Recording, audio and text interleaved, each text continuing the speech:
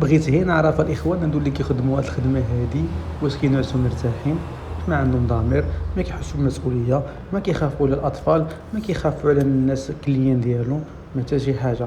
عيط لي واحد السيد عنده سكنه في سكن اقتصادي، سبحان الله العظيم انا ما عنديش مع السكن اقتصادي مر.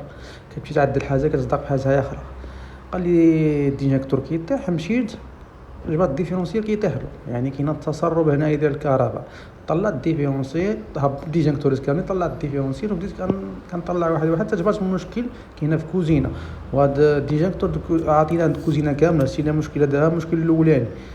وكما كتشوفوا ملي فتحت هذا الساروت هذا تخلعت الاخوان. دابا فتحت فريج اخرين كاملين وانا نجبر المشكل في هذا الساروت هذا. كما كتشوفوا الرعب خارج، افلا من الخوف الخوت.